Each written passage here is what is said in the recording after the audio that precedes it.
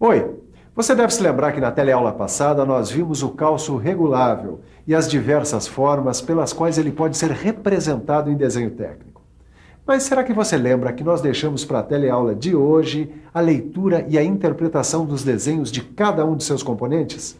Nessa teleaula você vai acompanhar a leitura e a interpretação de desenhos de peças a serem fabricadas.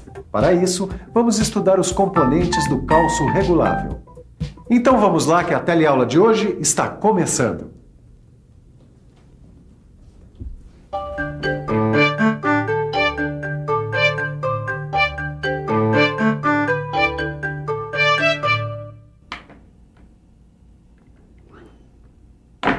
Pronto, Miguel. Agora já dá para analisar o desenho da base do calço regulável. Ótimo. E com isso vai dar para a gente analisar bem os detalhes desse componente. Antes de mais nada, repare que a base está representada em duas vistas. A vista frontal e a vista lateral esquerda, que está representada em corte. Isso está indicado por essas áreas achuradas aqui. Se você prestar bastante atenção nessas duas vistas, vai conseguir interpretar todos os elementos desse componente. O rasgo centralizado, o furo retangular e o furo passante. As cotas básicas da base são largura de 20 milímetros, altura de 70 milímetros e comprimento de 50 milímetros. Os valores das cotas básicas são tomados como referência para determinar as dimensões do material necessário para fazer a base. Ô Silva, aqui nessa lista de peças estão as dimensões necessárias para a execução da base. Nela dá para ver que o material que vai ser usado na base é o aço ABNT 1010-1020, com as dimensões 25,4 décimos de milímetro por 76,5 décimo de milímetros por 55 milímetros. E este símbolo indica que o aço é de seção retangular. Então, já que você sabe tudo sobre o material da base, nós podemos então tratar dos elementos dessa peça. As cotas do rasgo passante são comprimento de 30 milímetros, profundidade de 30 milímetros e largura de 20 milímetros. Mas pelo que está escrito aqui, a cota do comprimento é tolerada, quer dizer 30H7. É porque ela deve se ajustar à cota correspondente 30G6 do bloco IV. Ô Tito, você se lembra das tolerâncias dimensionais ABNT-ISO? Lembro. Pois então, a tolerância ABNT-H7 se refere ao sistema furo único que corresponde à mecânica de qualidade precisa. E para conseguir de fato uma mecânica de qualidade precisa, o melhor mesmo é seguir todas as indicações do desenho técnico. Aqui, por exemplo, o desenho informa que as superfícies laterais do rasgo devem ser sempre paralelos entre si. Como é que você sabe disso, Caio? É por causa da simbologia de tolerância geométrica que aparece nas duas vistas. Realmente, na vista frontal, você tem essa indicação que se refere às tolerâncias de paralelismo. Isso significa que as superfícies laterais internas do rasgo devem ser paralelas entre si com desvio aceitável de até 1 décimo de milímetro. E as superfícies externas da base por onde vai correr o bloco em V também devem ser paralelas entre si por uma extensão de 30 milímetros. Por isso, essa indicação de tolerância de paralelismo na vista lateral esquerda. Mas além de estarem paralelas entre si, as superfícies externas devem estar perpendiculares às laterais internas do rasgo. E isso está dito no desenho. Olha aqui. Está bem aqui a indicação de tolerância na vista lateral esquerda. E aqui, olha, esse símbolo indica que as faces laterais internas do rasgo foram tomadas como referência para a determinação da tolerância de perpendicularismo. E agora vamos ver as cotas de dimensionamento do furo retangular. Comprimento de 30 milímetros, altura 10 milímetros e a largura de 20 milímetros. E veja que a altura do furo, olha, recebeu tolerância ABNT ISO H7. Bom, agora só falta analisar o último elemento da base, que é o furo redondo. E você sabe reconhecer a forma redonda do furo? Você tá tirando uma na minha cara, Silva? É claro que eu sei que ela é reconhecida por este símbolo aqui, ó, de diâmetro. Neste caso, é de 10 milímetros e apresenta a tolerância H7. Agora, como a localização do furo redondo fica definida por esta linha de simetria, não há necessidade de cotas de localização desse furo. E o acabamento geral da peça é obtido através da fresagem. A classe de rugosidade válida para todas as superfícies é N8. Para completar de vez a interpretação do desenho de componentes da base, só falta ver que o afastamento geral das cotas não toleradas é de mais ou menos 1/10 de milímetro e que o desenho foi realizado em escala natural, ou seja, 1:1 no primeiro diedro. Bom, Silva, já estamos prontos para os próximos componentes. Ótimo. Agora já podemos interpretar o desenho do componente bloco V, que é a peça 2. Ele está representado em 3 vistas. Vamos começar pela interpretação da vista lateral esquerda, que é representada em corte. A indicação do plano de corte não foi representada em nenhuma das outras 2 vistas, porque a sua localização já é clara. Essa peça tem 4 elementos. Um rasgo em V, passante, um rasgo em T, passante, e 2 rasgos retangulares paralelos. E as dimensões básicas dessa peça são comprimento de 42 milímetros, altura de 30 milímetros e largura de 30 milímetros.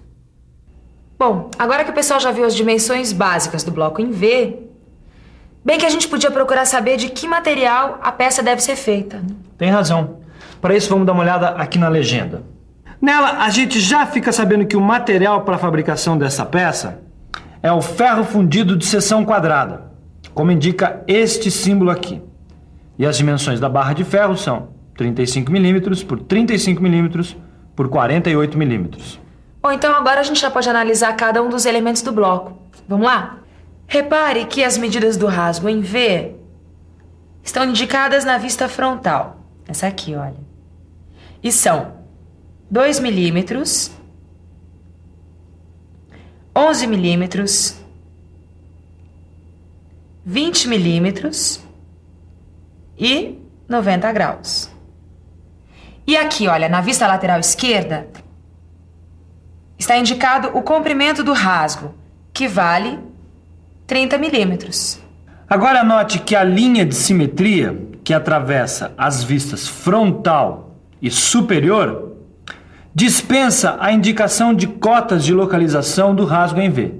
Já as medidas do rasgo em T estão indicadas na vista frontal e são 3 milímetros, 7 milímetros, 16 milímetros e 11 milímetros.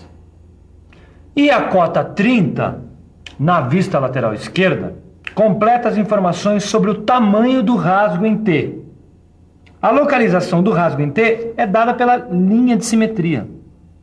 Muito bem, agora só fica faltando a gente saber quais são as medidas dos rasgos retangulares paralelos desse bloco em V. Bom, deixa essa comigo, ó. Estas são as medidas dos rasgos retangulares paralelos, 20 milímetros e 30 milímetros. E a localização dos rasgos paralelos é dada pela cota 5. E olha uma coisa aqui, Tito. Apesar das profundidades dos rasgos não aparecerem diretamente cotadas, suas cotas podem ser encontradas a partir da cota 30G6, aqui na vista superior.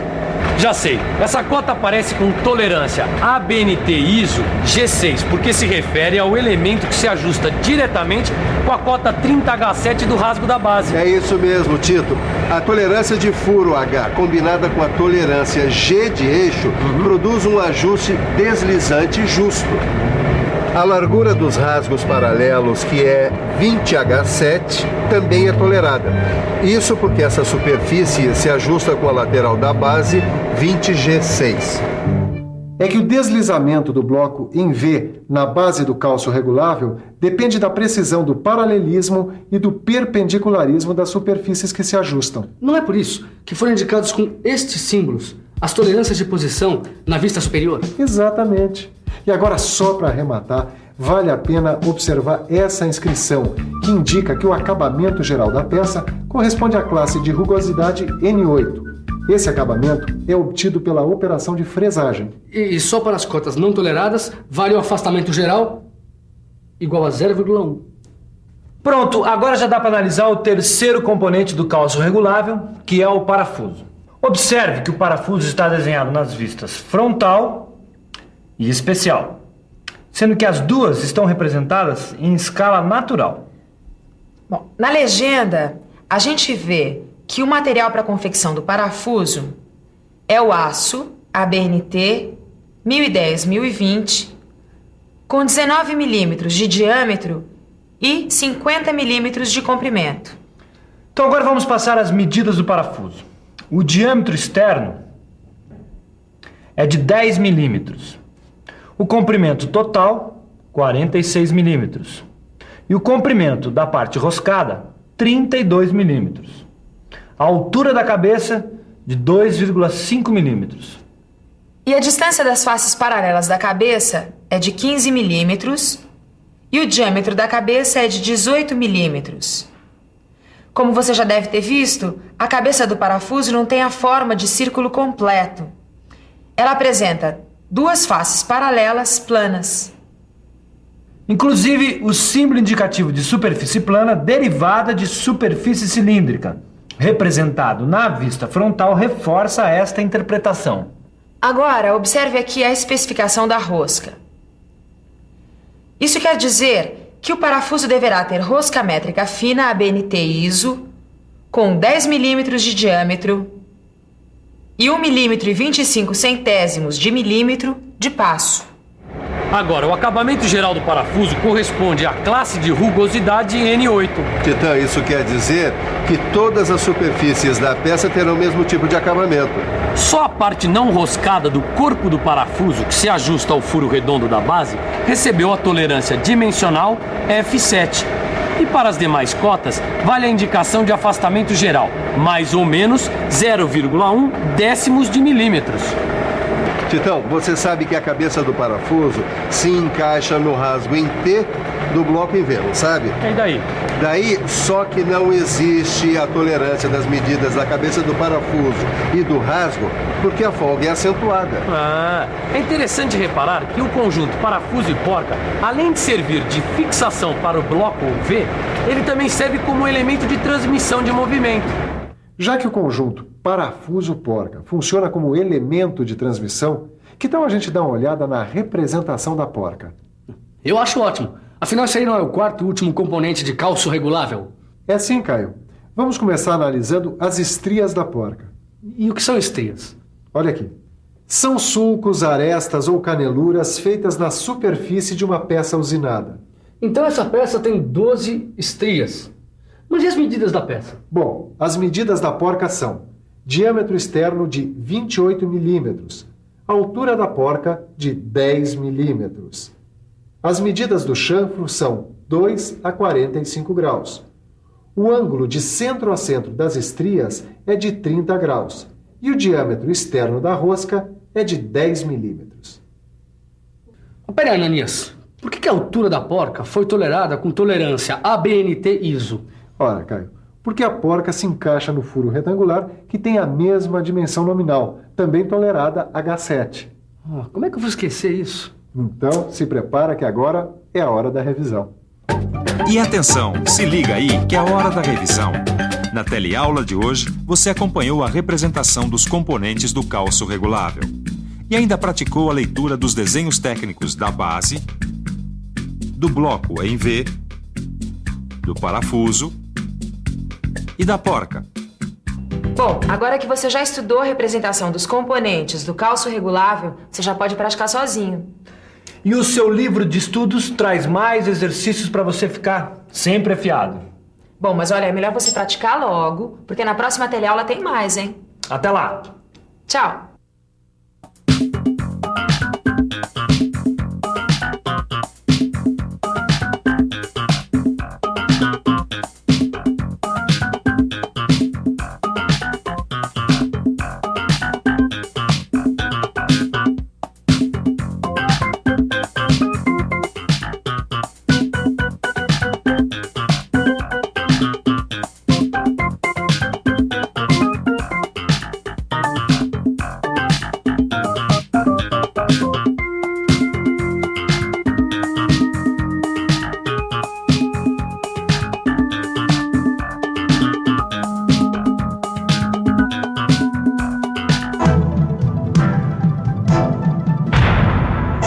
Telecurso 2000, um programa de educação do Sistema Fiesp e da Fundação Roberto Marinho.